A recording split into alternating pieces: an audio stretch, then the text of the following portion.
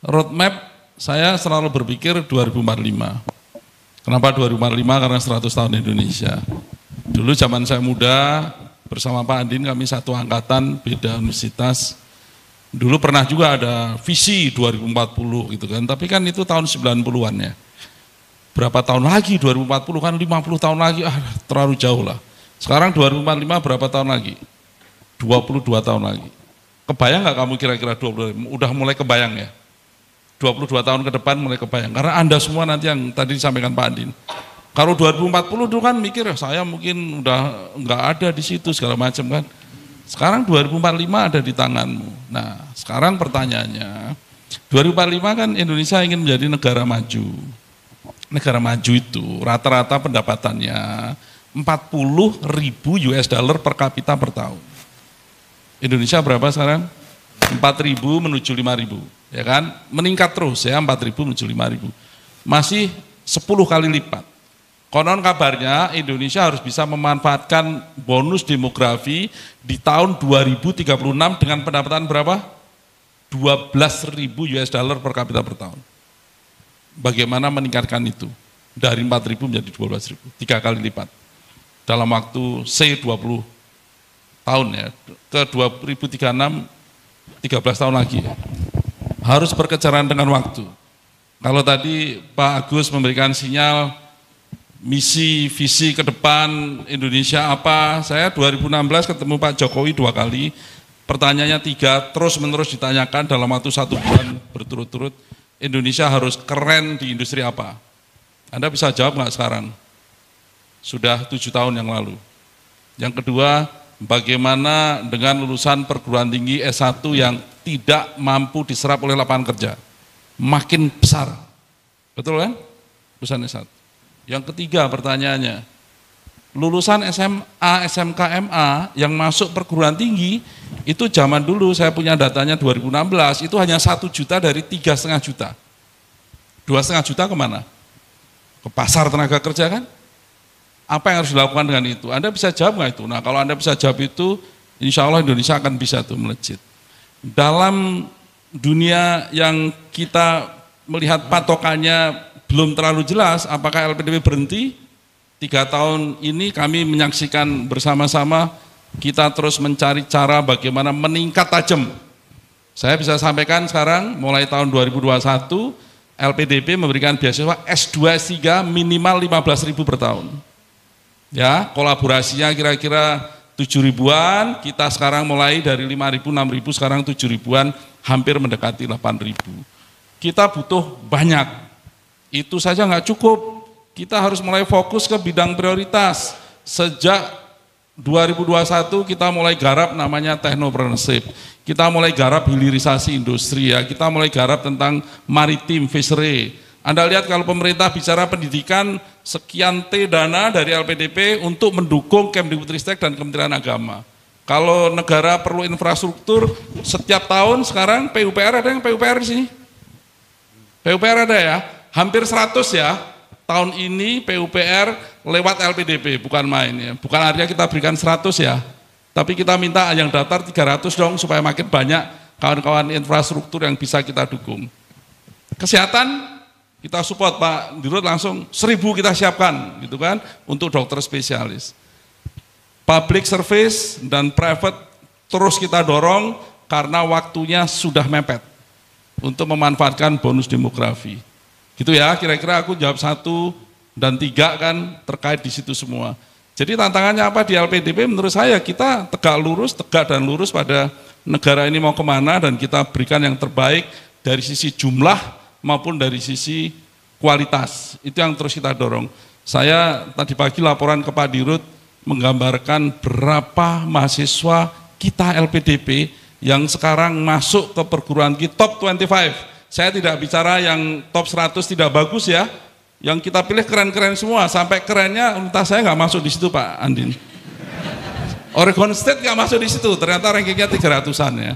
Tapi salah satu alumninya jadi anak buahnya Pak Andin di LPDP. Keren. Saya curious saja, dalam 3 tahun terakhir berapa yang masuk ke perguruan tinggi top dunia. Ternyata sekarang yang kuliah aja 100 1124. Nah, kita bisa sebut Columbia, Harvard, Oxford, segala macam ya, top 25 in the world. Ditambah lagi yang top 100, top 150, top 200, Anda semua keren. Saya sedikit aja dengan Pak Andin, kita ke Christchurch, South Island, New Zealand, ketemu 17 anak Indonesia yang sedang belajar S2, S3 di pelosok New Zealand. Saya baru pulang diutus Pak Andin ke Babson College, Entrepreneurship, 13 anak muda seperti Anda semua, yang dulu zaman saya kuliah hanya 1-2 orang, itu pun anak konglomerat yang bisa sekolah. Sekarang LPDP mengirimkan 13 anak di pelosok Babson College. Ya, keren. Itu aja Pak Andin, semangat. Yang nomor 2 tentunya Pak Wisnu nanti gongnya. Pak Saori dulu. Saya terakhir aja, sudah lupa pertanyaan. Saya menambahkan aja ya tadi soal roadmap, ini bagus sekali Pak Agus, kami ya di direksi memang sedang mengerjakan roadmap dan memang ada pertanyaan steady state LPDP itu berapa? Mungkin kan kalau untuk orang umum dengar angka 140 triliun sudah besar sekali ya, tapi sebenarnya kalau kita hitung dengan total populasi, ya tidak harus 280 juta ya, tapi mungkin yang umur pendidikan antara 17 sampai 24 kan banyak yang masih harus dibantu. Seperti terlihat dari angka partisipasi kasar kita aja baru di kisaran 30%, padahal kalau untuk negara yang mau maju mungkin kita harus menuju 40 sampai 50%. Nah, jadi memang kita sedang working on it gitu. Menghitung angka steady state itu juga tidak mudah ya, apakah 300 triliun, apakah 400 triliun. Jadi itu akan berkembang secara natural, tapi ya sekarang kita dengan modal 140 triliun aja itu sudah sangat bagus sekali buat Indonesia ya. Sebelumnya kan tidak ada, 10 tahun yang lalu kita bicara tidak ada dana abadi. Ya semoga nanti dengan komitmen pemerintah saat ini dan ke depan angka dana abadinya akan ditambah terus. Terus ada sedikit yang soal tadi yang antariksa ya. Itu saya senang sekali misalnya ada teman-teman yang memang mulai menyentuh area antariksa ya. Walaupun mungkin memang belum menjadi prioritas Indonesia saat ini, tapi saya senang, itu penting. Karena memang space economy ya, saya mempelajari ekonomi, space economy itu juga sekarang lagi booming. Jadi nanti perlombaan kan tidak hanya di bawah atmosfer ya, tapi di atas atmosfer juga. Tapi mungkin Indonesia seperti yang Pak Dwi dan Pak Agus bilang, kita ada prioritas-prioritas dulu sebelum fokus ke arah ekonomi itu. Tapi bagusnya positifnya sudah ada orang Indonesia yang nyentuh ranah tersebut. Tapi ya pastinya semua kebijakan yang disupport LPDP adalah sesuai kebijakan yang dijalankan oleh Presiden atau pemerintah. Itu saja.